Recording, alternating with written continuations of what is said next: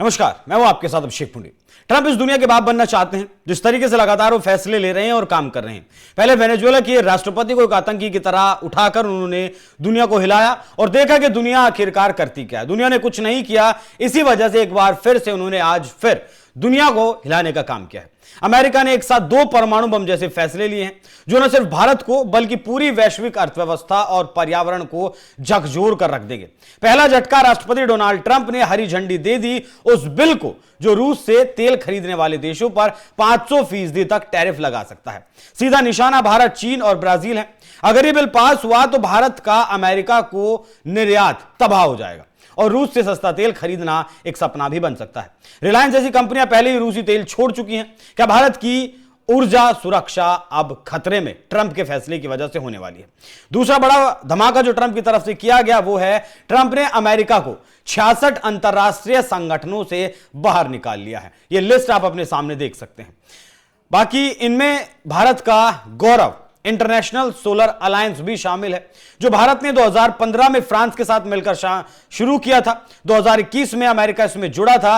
इससे भी ट्रंप ने खुद को बाहर निकाल लिया है। साथ ही पेरिस क्लाइमेट एग्रीमेंट, UNFCCC और IPCC जैसे क्लाइमेट बॉडीज से भी ट्रंप ने किनारा कर लिया है। संदेश साफ है कि America first, green energy last. America के लोग जिएंगे, हम खुलकर तेल निकालेंगे, हम खुलकर कार्बन का उत्सर्जन करेंगे, जिससे ग्लोबल वार्मिंग बढ़े तो बढ़े, दुनिया मरे तो मरे। हमने अपने भविष्य के लिए ग्रीनलैंड पर कब्जा करने की तैयारी कर ली है।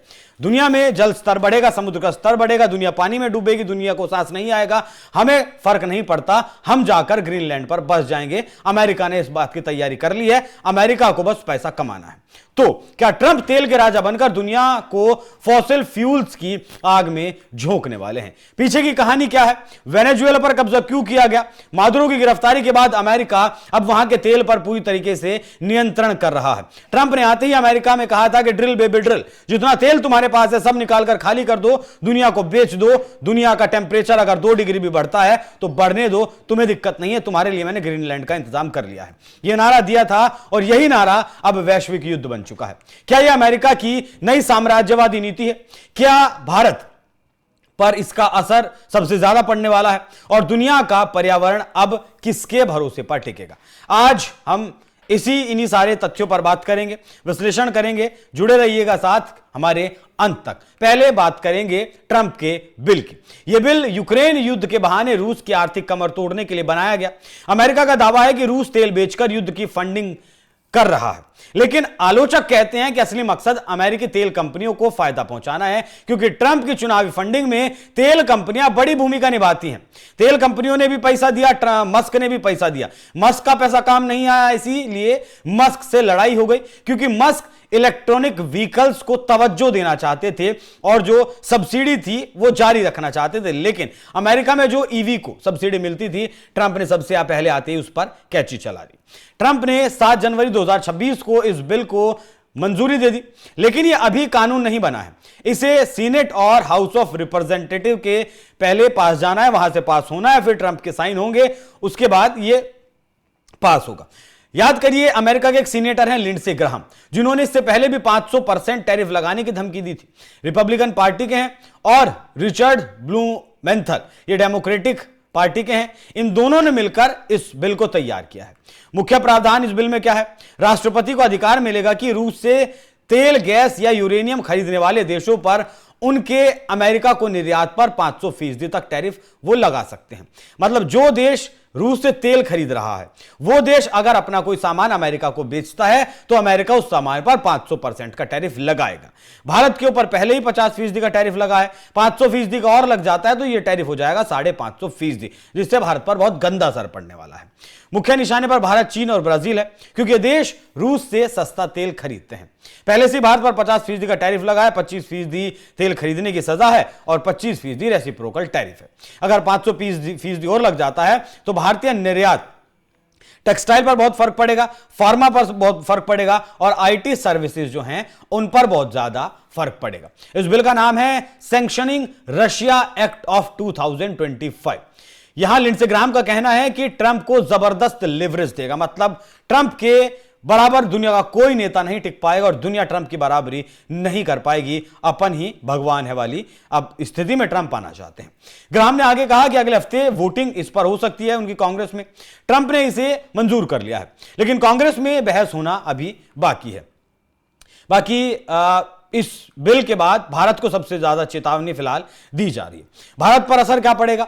भारत रूस से अपनी जरूरत का फिलहाल 32 से 35% तेल खरीदता है, जो सस्ता होने से भारत की महंगाई नियंत्रण में रहने में मदद मिलती है। लेकिन दबाव जब अमेरिका का पड़ेगा तो आयात कम होगा। रिलायंस इंडस्ट्रीज ने जनवरी 2026 में रूस से कोई तेल नहीं मंगाया, जबकि पिछले ही साल 2025 में रिलायंस ने 10 साल के लिए रूस से एग्रीमेंट किया था कि वो 12-13 बिलियन डॉलर का तेल खरीदेगा, लेकिन सब फुस हो गया क्योंकि व्यापार का मसला अलग है। बाकी जो अन्य रिफाइनरियां हैं, आईओसी या फिर बीपीसीएल, वो अभी भी तेल खरीद रही हैं, लेकिन आंकड़े लगातार नीचे गिर रहे हैं। रशिया से भारत की तेल खरीद लगातार कम हो रही है। 500% टैरिफ से भारत के अमेरिका को निर्यात पर अरबों डॉलर का नुकसान हो सकता है। जुलाई से अक्टूबर 2025 तक भारत के अमेरिका निर्यात पहले से कम हुए हैं। इससे फैक्ट्रियां बंद हो सकती हैं, बेरोजगारी बढ़ सकती है और स्टॉक मार्केट प्रभावित होगा ही होगा। इसके बाद भारत को क्या करना होगा? भारत क्या करेगा? भारत को सऊदी अरब, इराक या फिर अमेरिका से महंगा तेल खरीदना होगा, जिससे पेट्रोल डीजल की कीमतें बढ़ सकती हैं। भारत सरकार रिफाइनरियों से साप्ताहिक अपडेट मांग रही है। वैश्विक असर इस पर होगा कि चीन और ब्राजील भी प्रभावित होंगे। रूस की जो आय है, कमाई है, वो 40% तो तेल से बेचकर आती है, जो उसकी अर्थव्यवस्था को बड़ा झटका देगी। वैश्विक तेल कीमतें अस्थिर हो जाएंगी और ट्रेड वॉर बढ़ सकता है। तो दुनिया में पूरी तरीके से अस्थिरता लाने के लिए ट्रंप का यह बिल आने वाला है। अब बात करें कि पर्यावरण में क्या हो रहा है, क्या नहीं हो रहा है। अमेरिका को फर्क नहीं पड़ता। अमेरिका को तेल बेचना है अपना भी, और वेनेजुएला पर जो कब्जा किया है उसका भी तेल बेचना है। 7 जनवरी 2026 को ट्रंप ने एक एग्जीक्यूटिव ऑर्डर साइन किया, जिसका नंबर है 14199। इसके तहत अमेरिका को 66 संगठनों से बाहर निकाल लिया गया। इसमें 31 यूएन से जुड़े संगठन हैं। 31 यूएन से जुड़े संगठन हैं, उनसे भी अमेरिका ने खुद को बाहर निकाल लिया। मतलब यह समझ लीजिए कि यूएन को भी अब ट्रंप कुछ नहीं समझते कि भैया तुम कुछ नहीं हो, तुम्हारा अस्तित्व बेकार है, हमारे बिना तुम कुछ नहीं हो, तो हम अगर निकल जाते हैं तो तुम हमारा कुछ बिगाड़ नहीं पाओगे। और क्या कहा गया? कहा यह गया कि यह संगठन बेकार है, अप्रभावी है और अमेरिका के हितों के खिलाफ काम करते हैं। ट्रंप पहले भी डब्ल्यूएचओ और पेरिस क्लाइमेट डील से बाहर निकल चुके हैं 2020 में। बाइडन आते हैं, फिर दोबारा अमेरिका को इनमें जोड़ते हैं, लेकिन ट्रंप फिर आते हैं और ट्रंप फिर इनसे अमेरिका को बाहर निकाल लेते हैं। यहां पर मुख्य जो संगठन है वो क्लाइमेट और एनर्जी से जुड़े हुए हैं, 17 सेक्टर हैं। बाकी climate change framework, climate science panel, Paris agreement, जो तापमान, दुनिया में जो तापमान बढ़ रहा है उसकी वृद्धि को रोकने का काम करता है। इंटरनेशनल सोलर अलायंस ISA, जिसे भारत ने बनाया था। और जो संगठन है UN women, UN population fund, economic development agreement, science culture groups, Bharat France ISA की अगर बात करें, भारत फ्रांस द्वारा 2015 में से शुरू किया गया। गुड़गांव में इसका हेडक्वार्टर है। 120 से ज्यादा देश इसमें फिलहाल शामिल हैं।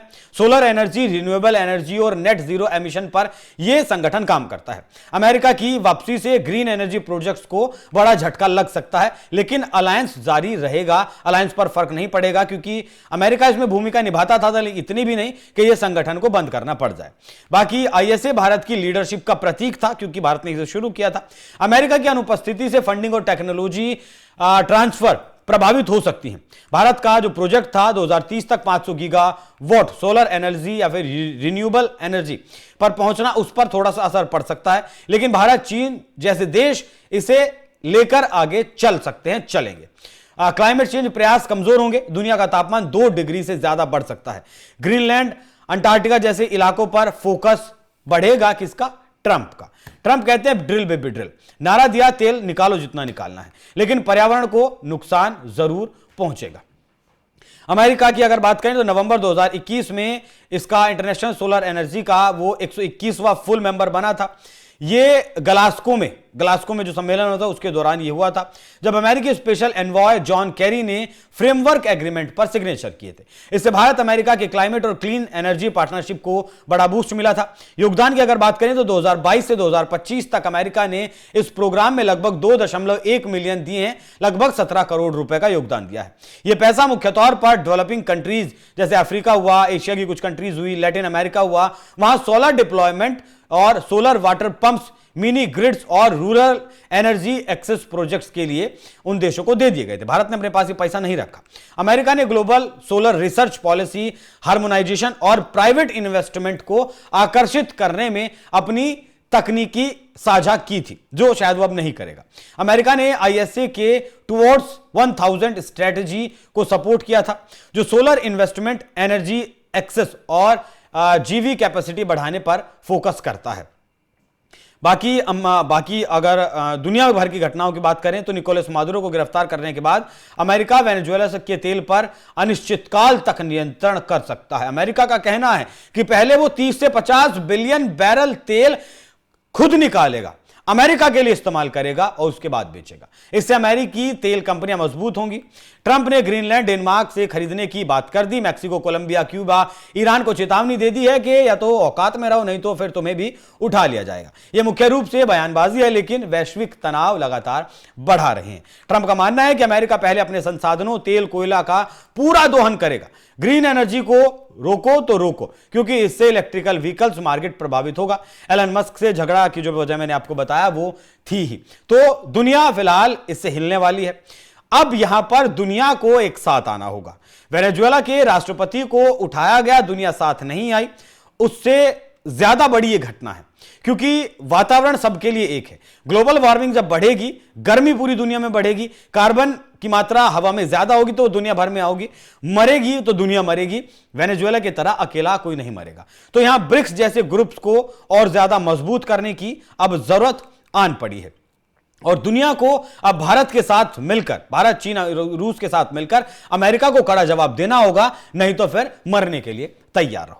आज हमने देखा कि ट्रंप की अमेरिका फर्स्ट नीति कैसे दुनिया को तेल की आग में झोंक रही है। 500% टैरिफ की धमकी से लेकर इंटरनेशनल सोलर अलायंस से बाहर निकलने तक, वेनेजुएला पर कब्जा, रूस पर सैंक्शन और पर्यावरण की अनदेखी, ये सब सिर्फ अमेरिकी तेल कंपनियों का खेल है, जो ग्लोबल वार्मिंग को नजरअंदाज कर रहा है। सवाल है ट्रंप के इस साम्राज्यवादी रवैये के खिलाफ अब दुनिया को क्या करना होगा, या फिर दुनिया कब जागेगी। अब समय आ गया कि भारत, चीन, ब्राजील जैसे देश एकजुट हों और ज्यादा मजबूती के साथ ब्रिक्स को मजबूत बनाए, नए ट्रेड गठबंधन बनाए जहां अमेरिका की दादागिरी ना चले। सोलर एनर्जी और ग्रीन प्रोजेक्ट्स पर डबल स्पीड से काम करें, आईएसए को और ज्यादा मजबूत करें। अमेरिका जो सारी ताकत अपने पास रखकर दुनिया को अपनी मर्जी से चलाना चाहता है, उसे जवाब देना होगा। व्हाइट हाउस भी अब अपनी तरफ से तस्वीरों में देख सकते हैं, अब अमेरिका फर्स्ट लिखता है। ये यूएन पुएन इसके सामने कुछ भी नहीं है। इसके सामने एजुकेशन, वातावरण, दुनिया, लोग कोई मायने नहीं रखते। तेल बेचना है, पैसा कमाना है।